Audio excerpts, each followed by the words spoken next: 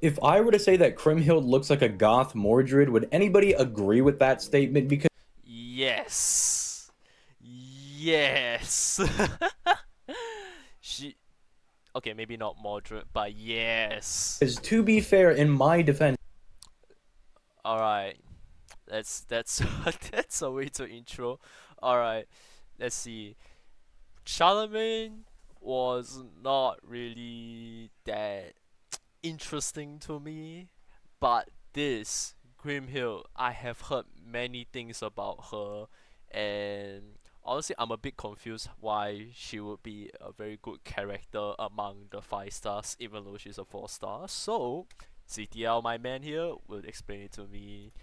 they are drawn by the exact same person. And this Oh, was the exact thought I had whenever she dropped over on the JP side of things, which was just a nice bonus on top of her being a really strong servant in general. So if you're going to be she does look good. Mainly she's female, and that is already one step higher than Charlemagne, higher incentive for me to pull for her. going on the Charlemagne banner and you happen to pick up a couple of copies of Kriemhild over there, or maybe Kriemhild is your main I do not want Charlemagne, I just want Kriemhild. But for some reason, when you're aiming for a 4 star in this game, it's so much harder to get than 5 stars. Just for some reason, unless it's a me problem. target, much like myself, you'll be delighted to know that she's quite the strong servant with pretty good applications going into some challenge quests, and also can help you out in some of these 90 plus or 90 plus nodes due to having a big battery and also being a berserker. Now, she's not going to hit Why she's good? She's a berserker. Just smash anything as long as it's not a follower. I feel I'm about to see this 1.1 mil HP get shredded into like 500k and 1 MP or some shit, man. quite as hard as people like, say, Berserker Kentoki. But unlike Kentoki, she's on rate up right now. She's a 4 star. It's more likely that maybe you get some Wait, is Kintoki better? extra copies of her, so then she could kind of rival that damage. Plus, she has double power mod, so in certain scenarios, you might not even notice the difference. And hey, she might actually be better sometimes. But if you couldn't already tell by the intro segment, we're going to be talking about Kriemhild, who is on rate up over on the JP side of things, going over her stat skills, and I will pretty much tell you everything about her because I have been using this servant ever since she came out over on the JP side of things, and I have absolutely loved using this. That's a good sign. There's a lot of stuff that has dropped.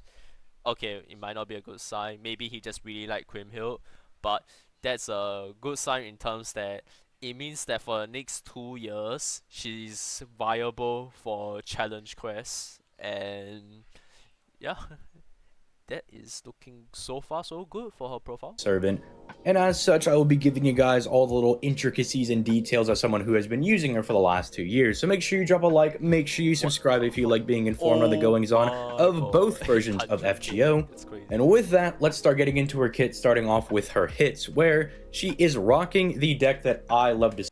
Let's go. You love to see it. 5 extra hit.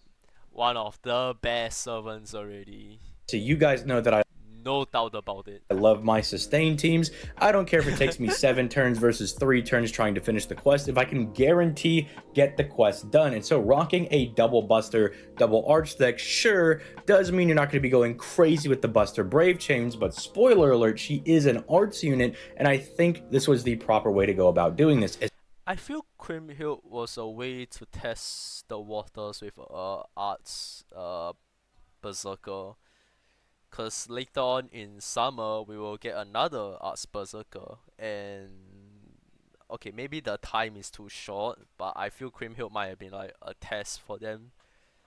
At least I don't remember another arts berserker before Kriemhild.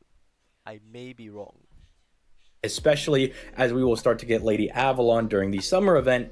Kriemhild herself will really Yeah. appreciate being around these very thick arts units that can give her invincibility, Bro, solemn she's fucking defense, dead. Why are you putting Oberon buffs? Just she's dead. 1 MP boom. or whatever you have laying around. Maybe you just have waivers. She'll appreciate the damage cut as well. Bottom line, having double arts cards does really help out your supports in finding their own NPs, as well as Kriemhild being able to spam her own. And also, spoiler alert, her NP is really, really strong. That's a good thing about her because it's a arts MP, right? That means in challenge quest, right? You pair her up with Castoria, you can help to trigger a arts brave chain, and that will allow Castoria to gain like 20% MP, etc. Accumulate it, and I believe if the boss has like I don't know 3 charges, you can like time it to where you can get enough MP for Castoria to up her MP by the time they want to pop when the enemy wants to pop their MP. So arts help for survivability. The problem with Buster is it's just a lot of damage. There's not much survivability, at least not that I'm aware of. Konyaskaya no survivability. Morgan, the only comp where she's like quote unquote tanky is the comp with Castoria and Merlin, which has healing and well the special white shield looking buff. I forgot what's called. Invon or something? No, not Invon. So you want to be firing that as Something much like as that. possible. Her NP gain might look a little bit low, but do keep in mind that you will be pairing her with Castoria, probably also Lady Yeah. Avalon or Tamamo if you have her lying around, and they'll be giving her big arts buff and NP gain buff, so she will be fine when it comes to spamming her NP. 2 mil. Oh my god. I feel if they swapped in Oberon and buffed her already, I don't think it needs to be a 2-turn. But much like Charlemagne, But what MP was I that? would say that her hits and her passive seem very unassuming. I mean, she is rocking the 5-hit extra attack, which you know we love to see, as it is a composite card that gen stars NP and does big boy damage, with 5 being that sweet spot, and any higher you might just be the best unit in the game. But honestly, aside from that, all the hits being 3 is very, very average. It's enough to get the job done, but not enough to do anything super crazy. I mean, even her passive skill is just giving her a 12% passive buster buff, which is kind of nice, because in those arts team comps, you're not really going to be getting a buster buff unless, I don't know, maybe you wanted to bring Merlin because you wanted to do extra sustain. Nah, I think we can just run full arts and it will work out fine. I think we just saw with that example. It had Avalon, but I believe if you get a second Castoria, it works as well. Just get a friend. If you don't have Castoria, well, okay. If you're gonna play FG4 for a while, you should definitely go and grab one of those 50% charge servants like Castoria. What was his name again? Waver, yes. I'm sorry, forgot his name. Haven't used him in a while. Yeah, Waver, definitely very good. You should definitely grab one because it will really help your servers to just pop in your first turn. But everyone should have one. Assuming you don't have Castoria, I think Waver works as well, which is a good thing. Instead of Proto Merlin, I mean, I guess if you don't pull her, he works, but you're mainly going to be Actually, what am I talking about? Waver works for everyone. 50% pop, all buffs. doing arts damage. But I think when we start getting into her skills, and especially her NP, you start to see that she just has a very well-rounded kit. Starting off with her first skill, let's just start diving right into this. She's going to reduce all enemies' NP gauge by 1, reduce all of their defense by 20% for 3 turns, and reduce their critical attack chance. That is not bad in delaying the enemy. So like I said just now, you can combine with Castoria to like help gain more MP, right? And if let's say the enemy is about to pop their MP, you can probably use this skill to like help delay one more turn, see if you can get Castoria's MP and hopefully survive whatever they're shooting at you. I mean Castoria's MP is pretty strong for its defense, so be pretty good. By 20% for 3 turns on a 6-turn cooldown. This might seem very unassuming, but it's very much a utility skill, and I like the way that this is positioned in the arts teams specifically, because you have people like, say, Proto Merlin, or Merlin if you're using him in that slot, that both have an AoE invincibility for your entire party. Castoria has targetable invincibility and solemn defense on her own NP, but they don't have a way to really modulate the enemy's NP ticks unless you're specifically using Tamamo, but I know you guys aren't using Tamamo. I've read my comment section enough to know that people I'm getting caught out here. Oh my god. Ever since Castoria dropped, like I joined like just before Castoria dropped, and I have never got the marble. And even the like 5-star ticket, I was like, do I really need the marble? I have Castoria. I mean, I feel she works, but I feel she's definitely getting outclassed by the other arts supports due to the fact that they can just give pure MP charge. People are just going to be like, I'm just going to use double Castoria. Yep. And so if you're doing that, this is an extra layer of survivability in that if you don't have one of your skills available, or you're in one of those weird spots where your NP isn't up, which I did find myself in the Alco CQ on the JP side of things. I uploaded that like a week ago. There were some weird turns where I might just be out of NP and might just find myself in a really weird position, and someone like Kriemhild would be really good for that. Now obviously for the Alco fight she's a foreigner, but I'm using that as an example that some challenge quests can Do not fight a foreigner with a berserker, please. Please. I feel every berserker abuser like me have like come to this problem. Why am I not fucking killing this guy? Oh shit, it's a foreigner. be a little bit weird.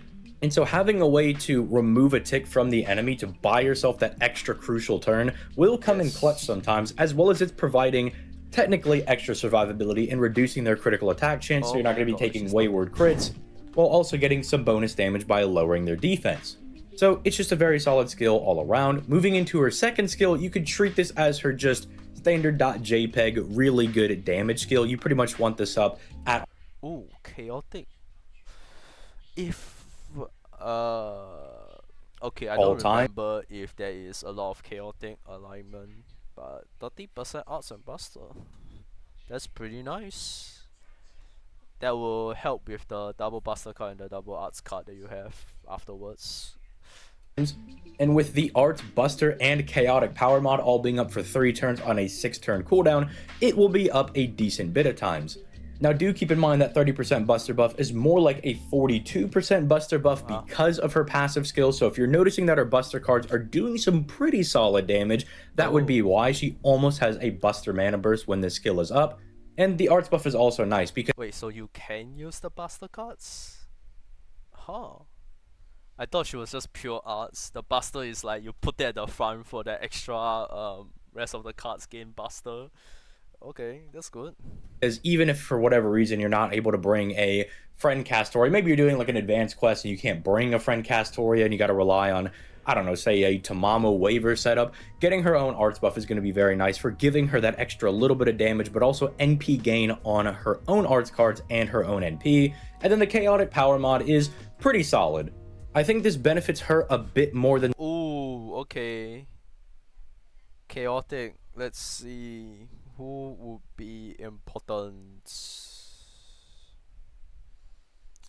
I can't tell who is important. Say Charlemagne's evil crit damage that we talked about yesterday, because she's a berserker, so all of these people are pretty much free eats for her, except for people like Yang, who's chaotic. But you know, if you can't hit 1 or 2 of the foreigners, that's perfectly fine, because everybody else is basically free eats.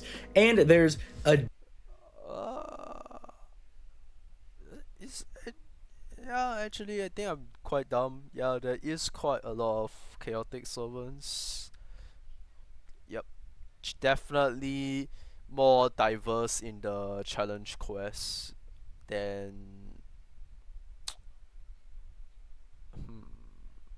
Is it more diverse than Charlemagne? No.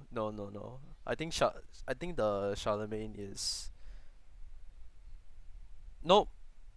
I take it back. Okay, Kriemhild is more diverse with her chaotic alignment. I don't think there's a lot of demonic alignment servants. So, yeah, honestly, if you're pulling for Charlemagne, I don't know what you're doing.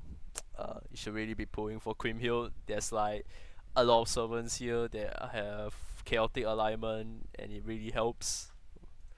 Decent bit of enemies that are on the chaotic alignment chart thing. I mean, there's not really any free quest enemies you're going to be running into, but there's bosses. You know, if you still haven't done Oku, if you haven't done Seraph, you know, you've got like Kama, Kiara's in there. Again, like Charlemagne that we talked. I mean, yeah, still feel she would be more useful than Charlemagne. Definitely biased to that she's female, but yeah. Talked about yesterday, being able to help you out in the Koyanskaya fight. If you have not unlocked that yet and have not finished it, she can also help you out in that fight by just kind of like chopping her down. Although I'm pretty sure there might be a better option than Kriemhild for that fight, but you know, hey, you could use her in there if you really need to, you know. And it's just a little nice cherry on top because it is a 50% power mod, so it's going to be giving her a little bit of extra damage against those chaotic enemies, and it does have some overlap with her other power mod, which we will talk about when we get to her NP. But finally, let's close this out with her third skill, which is a targetable taunt, which, if you've ever used Emmy Assassin, is extremely useful. But because she's a Berserker and Kriemhild really doesn't want to take any damage. Well, okay, this is actually quite good. Well, at least I think it's quite good. Because you literally just say, fuck it. Or like, imagine this scenario, you just pop Castoria MP, but the enemy took out Kriemhild's like invulnerability shield already. So what do? You pop this skill onto your Castoria to take the next wave of attacks. Because will she die? Maybe, but at least your Kriemhild survives. she will get blown up because a slight gust of wind kind of does most Berserkers in. This can be very nice if you just want to pass this off to one of your other enemies. Say you're fighting an assassin boss, you could be like, hey. Better idea. If any of you have Nightingale, right, and you don't have like that CE where you have the auto target for the first turn, I think you can pop this skill so that on Nightingale, Santa Nightingale, this will allow her to put her buffs on her. When the enemy turn kills Nightingale, the next support servant comes in, and now you have Nightingale buff, and she's off the lineup. I want you to go. So it will be like second turn, it will be 2 Castorias. You just buff the shit out of your Kriemhild, and Nightingale Center has like attack buff, has MP buff, just even more damage. Target Castoria because she's going to take no damage from this anyway, and it buys me an extra turn to make sure that my Kriemhild doesn't go down. Maybe she's at really low HP, or maybe they're about to blast you with an NP or something at single target. You'd be like, all right, take out Castoria, cycle in the next buffer, you know, get that person out of here. And it's just nice. It has definitely saved my skin more times than I can count, just being able to be like, go attack this person over here and leave me alone. Yeah, like target lock for this kind of game, target lock for turn-based games are definitely very strong. I think it is quite underrated, unless I'm the only one who's underrating it. I just want to make sure I focus on that because I know most people are having big eyes awooga on that 50% battery, which is why I think she's really good going into. It is good, but the survivability for a Berserker is always welcomed. 90 plus or 90 plus nodes, and I have used her every now and then, at least when she does have the chaotic or dragon power mod, or hopefully both at times. But it's also really good for going into CQs, you know, like if you ever just need to burst fire your NP, this being on a 6-turn cooldown ain't all that bad for being able to get your NP back consistently. And it has a heal, a 3k heal at that, which is kind of nice because Castoria does not provide 3k heal. I'm gonna be honest, if you're a Berserker, I'm thinking you have 2 hit points. You will survive the first hit, and then the second hit you're dead. 3k heal is not gonna do shit in challenge quests. I don't think 3k heal will ever help me survive what the fuck the bosses are doing. You either survive with invulnerability or you survive the first hit. Any healing for each one of the very few things that she does not do. We will get Proto Merlin, who will give you max HP buffs, which is technically a bit better than recovering your HP, but it is nice that if you find yourself in a solo situation and you just need a little bit of extra HP to kind of finish out the fight, you know, she does have that. It's just a nice little thing that's tacked onto her kit. But let's talk about the NP, because her NP, I think, is nuts. First and foremost, she's removing all enemies' defensive buffs before she does damage. So think about how annoying it is to fight somebody like Amakusa. Well, anyone who has used Okita Alter Summer Okita author, right, knows how fucking amazing removing defense buffs are. You just their invincibility, you see that, you're like, nah, fuck this shit. I wanna pop my MP now. Bam! Fuck them all up. Oh my god, it removes Castoria's invincibility if they like ever have it. or how good it feels to be using Amakusa, where you just can use him and remove all the enemy's NPs and just blast them. It's a very similar effect to that. Now, you're not removing their I don't offensive think I buffs, use which Amakusa in my is life. also really nice if they start stacking attack or crit damage or whatnot, but this is very good. You know, if an enemy throws up a dodge, if they throw up a invincibility or something, you're not going to be stopped by that. You can just yeet that off of them and continue to do damage. It kind of means that Kriemhild doesn't suffer some of the problems that other DPSs might have where they can get slowed down in the initiative that they've got going on because the enemy randomly popped like a 3 dodge skill or they popped a 1 turn invincibility and you're just sitting around like, well, I guess we'll just sit here for a turn. Kriemhild doesn't have The fact that you don't have to sit around and you can save your time with your buffs, like it's always annoying if you fight like someone with invade 2 times or even invade an entire turn is like the most detrimental, because if it's like 2 times invade, or you can at least like have 2 cards to help swipe away the evade. But every time you experience invincibility 1 turn, evasion 1 turn, oh my god. It really allows you to go into a boss fight blindly, because if they try and pull that kind of stun, right, it doesn't matter. You just pop your MP, remove defense buff. What are they gonna do? that problem. Then she's Berserker, by the way. Even more damage, always effective. also packing a pretty good power mod, a full 150% bonus damage against dragon enemies, which does include a decent bit of servants. Not a whole lot, but there are a decent chunk of them. And again, I mean, honestly, I don't know JP side. I think last time we had an event with the dinosaur, it was very tanky. I don't know if I cleared it. Maybe you will have helped with this event. Uh, yeah, no, Dragon seems very niche, I it feel. is better because she is a berserker. So instead of her being like Sigurd, who has the power mod, I mean, it's like, yeah, you could bring Sigurd to go fight in Artoria, but really he's going to shine against the Lancer dragons. Well, Kriemhild can hit everybody here because she's a Yeah. berserker, except for MHXX and Idol Alter, because they're Doesn't mean that it's only effective against dragons. Nah, she shreds. She shreds anything. Berserkers. Just pop it. Do not fucking care, man. Like, foreigners. But if you wanted to bring her against them because she does still have the big power mod, you could be my guest in trying that. But there's also a decent bit of free quest enemies that you'll run into. There's like the really big dragons you can run into. The dinosaurs that we get in Lost Belt 7 do count as dragon. yeah, if you have like 3-1-3 for the enemy wave for 90 plus nodes, you can have like Brimhild as like at the side. Use your use your AoE clearer for the first wave.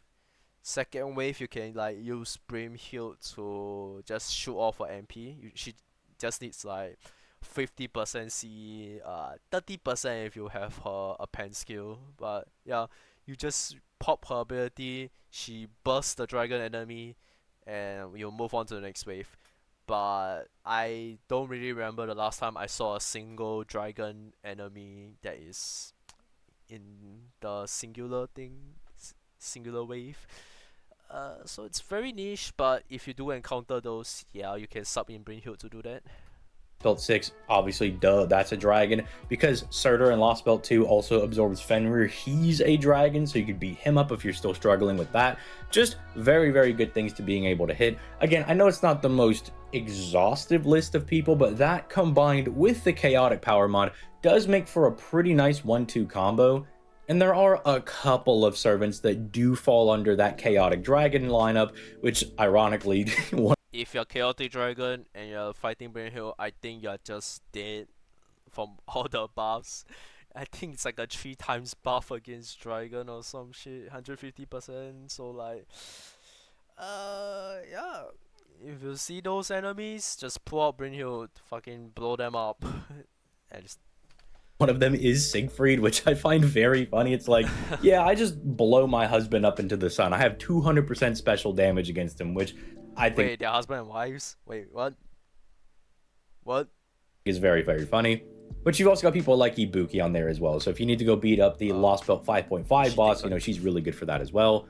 And then she also has ramping damage technically because she does reduce the enemy's arts resistance by 20% for 3 turns. So each NP is going to do more damage than the last. You can just Are they adding that more now? Like, I think I'm starting to notice like a lot of the newer, better DPS units are starting to add ramping damage where like they put defense down for their ult, for their MP. I think so. I guess if you see that they have this kind of thing, it's like, oh damn, that's a good servant right there. see that she's a very, very solid servant, just kind of doing good things. Nothing super insane. I think she will be really. I think she's only really insane and comparable to 5 stars once you get multiple copies of her. But I don't really like the banner she's on, Charlemagne. Yeah, and you could also pull for the other guy called Roland. I don't think I'm gonna do a video on him. I'm generally not interested. I was just interested in 5 star and then Kriemhild. But yeah, Kriemhild, maybe if she's on some other banner, I will be more interested in pulling. But right now, I'm just gonna save. Honestly, it's not favorable if I accidentally get a Charlemagne. It's just an extra unit to build that I'm probably not even gonna use. She's not like nut bustingly broken, but she's one of those solid servants that's just nice to have in your box. You're not gonna break her out for Bro, like, oh, there was like a 4 star ticket. If it had come a bit later, I might have taken Brynhild, Kriemhild. every single fight. Obviously, there's better single targets to use, but I have just found myself breaking her out even against enemies that I'm type neutral against, or I guess I don't have power mod. I think the one who's competing for her spot right now, I have the Summer MHX. I believe she's a 4 star. I don't remember, but yeah, I think she also does a crap ton of damage. Just she's not Berserker, so she's not effective against everyone. But she has extra damage. Wait, no, no, no. She doesn't have extra damage against a specific type, if I remember correctly. Against, because again, Berserker, how you type neutral with Berserker. Well, yeah, this the oh shit, I forgot. Don't use for Forerunner, don't use for Beast. But I'll break her out for a lot of fights, and she just kind of does well for me. If you've been out to any of my streams, which is linked down in the description, by the way, you'll probably have seen me done some clears with Kriemhild, and I'll probably use her if I'm able to pull her after I do my Ruler Moriarty rolls. I'll probably be using her in a lot of fights, and even if I don't end up pulling her, I'll just probably grab a friend, load up the Castoria and the Tamamo, and that'll probably be good enough. Bro, if I have a friend that has like a MP5 Kriemhild, which I don't know, there's some crazy FGO people that I have friend on my account. If that is a MP5 Kriemhild, I would love to try it, cause I'm not getting one myself. So yeah, but that does mean that I should try to aim for Lady Avalon, get the arts buff, unless nah, it's too late to get Tamamo for me. And at the end of the year, when we do the tier list, she's probably just going to end up in B or B plus because she's just a very, very solid servant. Nothing too broken, but it's just solid. You could break her out Oh, and she's she'll just solid? I thought she was amazing. Wait. Let me. Okay, I think if we compare to 4 star Berserkers, she would be amazing. But if compared to 5 star Berserkers,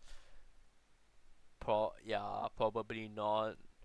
I thought she was amazing. I'm not gonna lie. I didn't realize she was mid. Oh my god. pretty much do the I got gaslighted by all the people saying, oh my god, Kriemhild is so amazing, so cool. the same thing Okay, thank God I didn't like her and pull for her. every single time very, very well, which I do like in my servants. I like a good bit of consistency, and I found that with Kriemhild. And then if she Okay. happens to get, one of her 2 power mods, that's just even better on top of it. Her NP1 damage can be a little bit on the low side. I do want to go ahead and Yeah, that's why that's a problem for 4 stars right now. Like, why would you use them? When you have a 5 star, because the 5 star will always dish out more power, they're higher level, etc. So the only really good thing about 4 stars and below is that you can get multiple copies. But if you are really fucking unlucky and you don't get any, you should just pull out. You might get her eventually, you might not, but as he said, B plus tier, don't worry about it. Don't get gaslighted into getting her if it's like too much of hassle, or you don't even like her in the first place and you thought, oh, maybe she's a very good berserker. Wait for summer. I'm sure summer there will be a very interesting berserker that most people will be interested in getting. forewarn people about that.